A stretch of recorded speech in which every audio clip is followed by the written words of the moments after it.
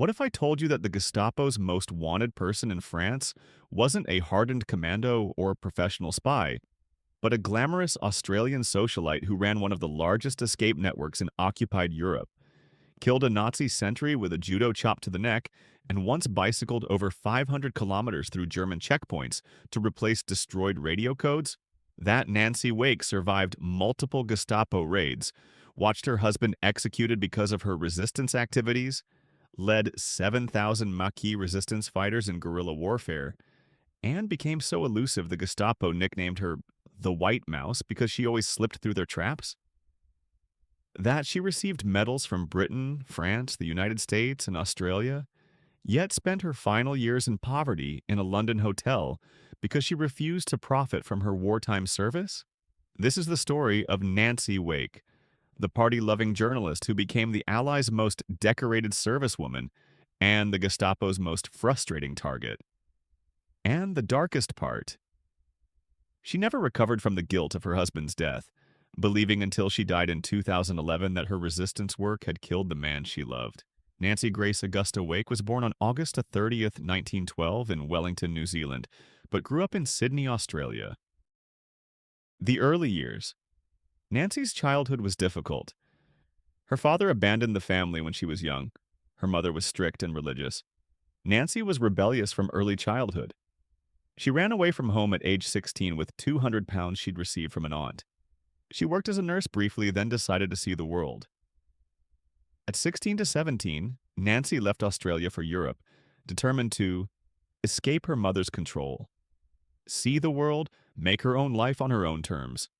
Paris and journalism, 1930s.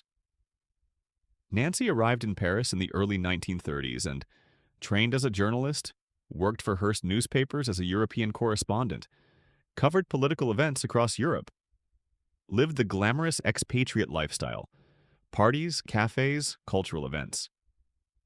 The Vienna Incident. In 1933, Nancy was sent to Vienna to cover the rise of Nazism. She witnessed Nazi brown shirts attacking Jews in the streets. She saw elderly Jewish men beaten. She saw shops destroyed. She saw the casual cruelty of Nazi thugs. The experience horrified and radicalized her. Nancy later said, "I saw Nazis march into Austria. I saw them in the streets. I saw them beating old men. And I thought, well, if I can do something to help stop this, I will." The experience in Vienna fundamentally shaped her worldview. She developed a visceral hatred of Nazism that would define her life. Henri Fiocca. In the late 1930s, Nancy met Henri Edouard Fiocca, a wealthy French industrialist, owner of factories in Marseille, charming, sophisticated, generous, deeply in love with Nancy. They married in 1939, just before the war began. Nancy settled into the life of a wealthy socialite, living in a luxury apartment in Marseille, attending parties and cultural events. By all appearances, a typical wealthy woman enjoying the Riviera lifestyle. Then Germany invaded France. June 1940. France fell to Nazi Germany in 6 weeks. The armistice divided France, northern France and the Atlantic coast, occupied by Germany, southern France including Marseille. Vichy France, a collaborationist government. Nancy and Henri found themselves in Vichy France, technically unoccupied but under a government that collaborated with Nazis. The decision, Nancy and Henri could have lived quietly protecting their wealth and safety, accepted German victory, waited out the war in comfort. Instead, Nancy decided to resist. The Pat O'Leary escape line. Nancy made contact with the Pat O'Leary line, an escape network that helped Allied airmen shot down over France, helped refugees, especially Jews, escape Nazi persecution, smuggled people from occupied France through Vichy France to Spain, provided false papers, safe houses, guides, and funds. Nancy became a crucial part of this network. Her role: using her wealth to finance operations. Henri's money funded much of the network, using her social connections to gather intelligence, acting as a courier, transporting messages, documents, and refugees, using her appearance to avoid suspicion. A glamorous, wealthy woman traveling in first-class train compartments didn't look like a resistance operative. The methods. Nancy would collect Allied airmen or refugees in one city. She'd provide them with false papers and civilian clothes. She'd accompany them on trains, pretending they were traveling companions or family. She'd guide them to safe houses along the route to Spain. She'd return and do it again. Between 1940 and 1943, Nancy's network helped evacuate over 1,000 Allied servicemen and refugees. The Gestapo notices. By 1942, the Gestapo had identified that a major escape network was operating in southern France. They began surveillance, arrests, and interrogations trying to break the network. Nancy was identified as a person of interest, but not yet as a key operator. The close calls. Nancy had multiple near captures, checkpoint stops. She was stopped at checkpoints with refugees or contraband. She'd flirt with German officers, bribe them, or talk her way through. Safe house raids, multiple times. The Gestapo raided buildings Nancy had just left. She escaped by minutes. Interrogations.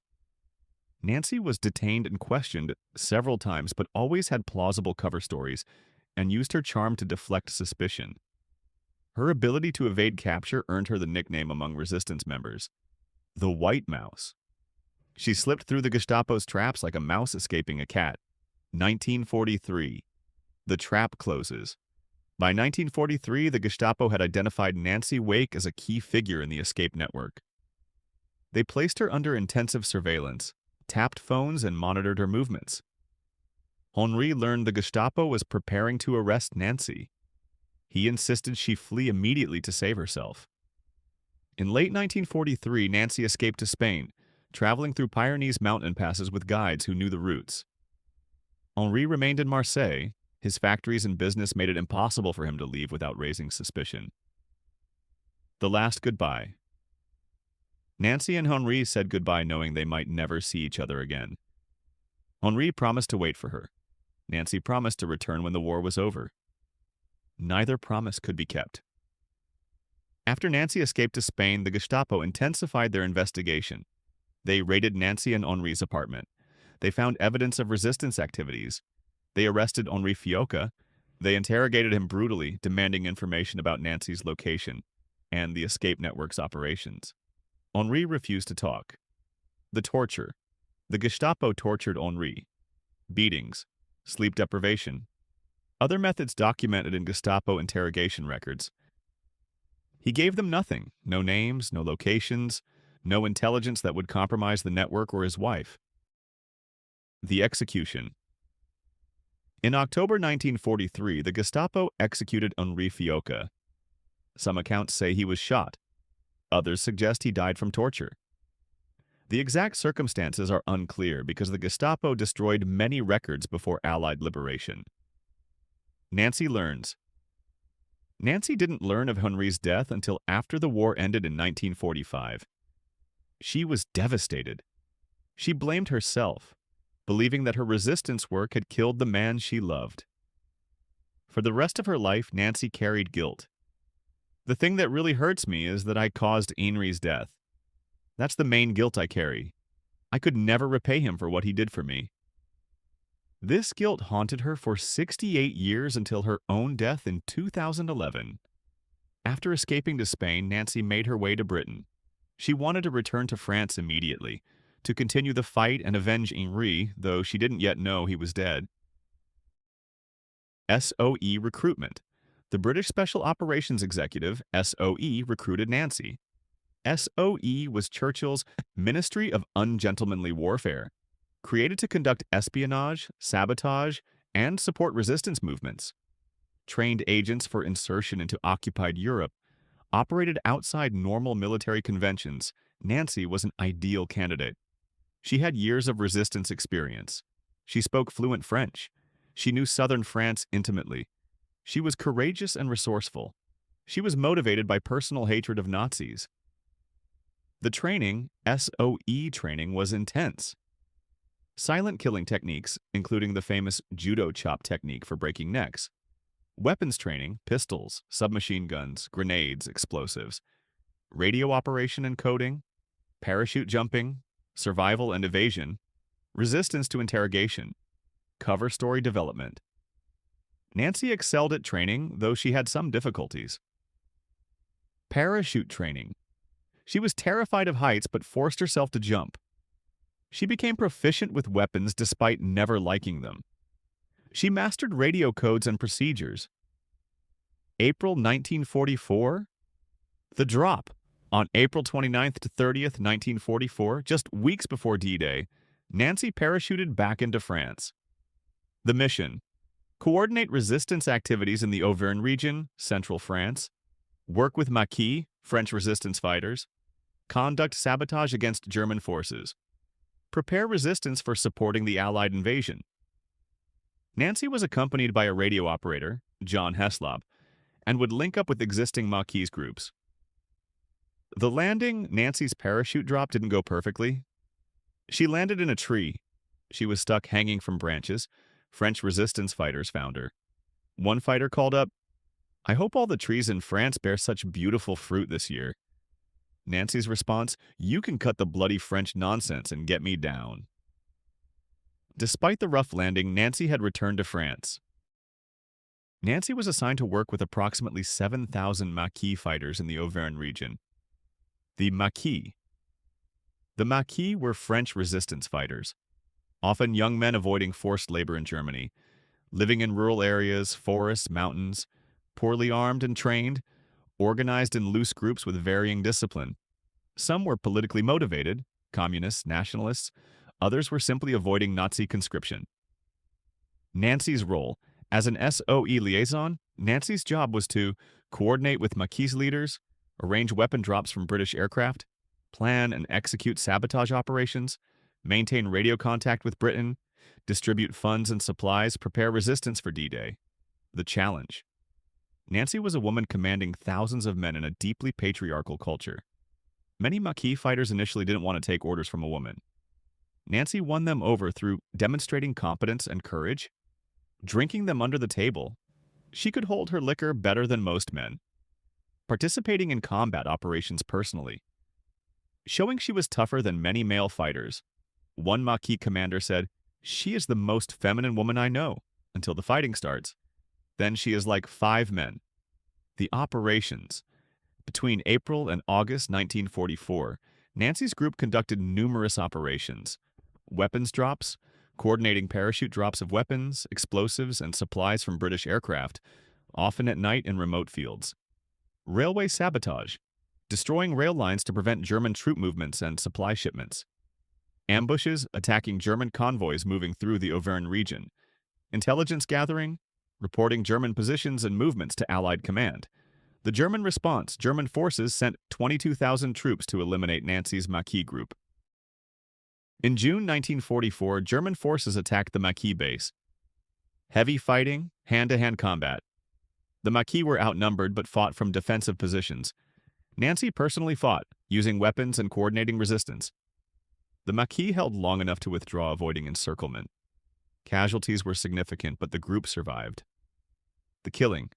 During one operation, Nancy encountered a German sentry. She had 2 choices: shoot him, but gunfire would alert other Germans. Kill him silently. Nancy used the judo chop technique she'd learned in SOE training. A strike to the neck that breaks the vertebrae or severs the spinal cord. The sentry died instantly. Nancy dragged the body into bushes and continued the mission. Nancy later said, "They'd taught me to kill. I killed 1 German. I didn't enjoy it. I just had to do it." War is a horrible thing. One of Nancy's most extraordinary feats occurred in summer 1944. The problem: the Maquis group's radio operator had been killed in a German attack. The radio and codes had been destroyed. This meant no communication with London, no way to coordinate weapon drops, no way to report intelligence. The Maquis group was blind and deaf. The solution: Nancy needed to make contact with another SOE network over 200 kilometers away to get replacement radio codes. The journey required traveling through German-controlled territory, passing multiple checkpoints, covering the distance as quickly as possible. Returning with the codes, Nancy decided to travel by bicycle. The journey. Nancy cycled approximately 500 kilometers, Sources vary between 200 to 500 kilometers depending on the exact route. She traveled for 3 days. She cycled through German checkpoints using false papers. She posed as a young woman visiting family. She reached the other SOE network. She collected replacement codes. She cycled back. The journey was physically brutal. Nancy wasn't an experienced cyclist. The terrain included mountains. She cycled until her hands bled and her legs cramped. She barely slept during the 3-day journey. When she returned, the Maquis fighters were astonished. They'd assumed she was dead or captured. Nancy's comment? When congratulated on the feat, Nancy said, "I hate bicycles, I hate them." She refused to ride a bicycle for the rest of her life. August 1944, Allied forces liberated France. Nancy's Maquis group participated in the liberation, fighting alongside Free French and Allied forces, capturing German prisoners, securing territory, celebrating the end of occupation, the reunion that never happened. After liberation, Nancy returned to Marseille hoping to reunite with Henri. She learned he'd been executed by the Gestapo in October 1943. Nancy was devastated. The guilt began immediately. She believed her resistance activities had directly caused Henri's death. The decorations, Nancy Wake became one of the most decorated service people of World War II. George Medal, Britain, 1939 to 1945, Star, Britain, France and Germany Star, Britain, Defense Medal, Britain, War Medal, 1939 to 1945, Britain, Médaille de la Résistance, France, Croix de Guerre 3 times, France, Légion d'honneur, France, Companion of the Order of Australia, Australia, Medal of Freedom, United States. She was the Allies' most decorated servicewoman. Post-war. After the war, Nancy struggled. Marriages. She remarried twice. First to John Forward, a British RAF officer. The marriage failed. Later to John Everard Forward, different John, with whom she lived until his death in 1997. Career struggles. She tried various careers, none satisfied her. She worked for the British Air Ministry briefly. She stood unsuccessfully for a political office in Australia. She gave occasional interviews about the war financial problems. Despite her fame, Nancy lived in poverty in her final years. She refused to profit from her wartime service, turning down book deals and film offers she considered exploitative. She sold her medals to pay nursing home fees. She lived in a budget hotel in London. The guilt about Henri never left her. In interviews late in life, she said, "I take the view that I killed my husband. I feel guilty about it. I wish to God I'd never become involved. I might have my husband. It was a very high price to pay." August 7th, 2011. Nancy Wake died in London at age 98. She'd outlived nearly everyone she'd known during the war. Her ashes were scattered in the hills of the Auvergne region, where she'd commanded the Maquis, where she'd fought, where she'd avenged Henri by killing Germans. Nancy Wake's story raises important questions about heroism, guilt, and memory.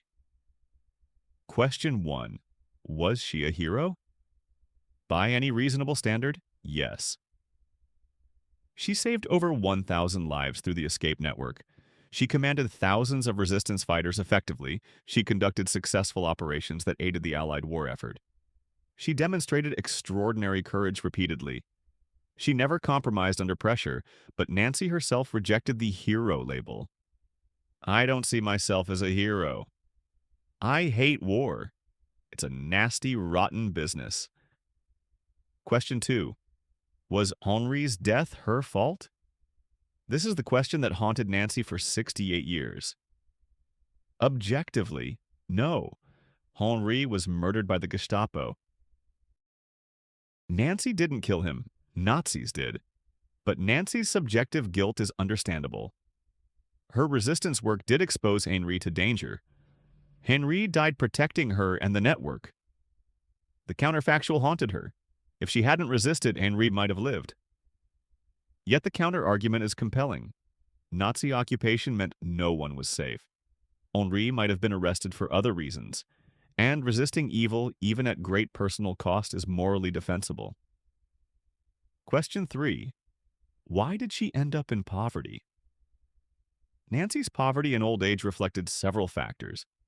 She refused to commercialize her story in ways she found distasteful.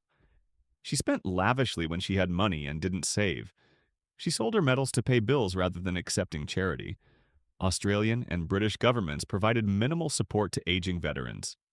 She was proud and refused help from people who offered her. Poverty was partly choice, partly circumstance, partly governmental neglect. Question 4. How should she be remembered? Nancy Wake embodies several important truths. Heroism can come from unexpected sources. A party-loving socialite became a lethal resistance fighter. Gender is irrelevant to courage. She commanded men who initially doubted a woman could lead. Sacrifice has costs that last long. After war's end, Henri's death haunted her for 7 decades. True heroes often don't see themselves as heroic. There are memorials to Nancy Wake in Australia and France. A street in Marseille bears her name, near where she lived with Henri before the war destroyed their life together.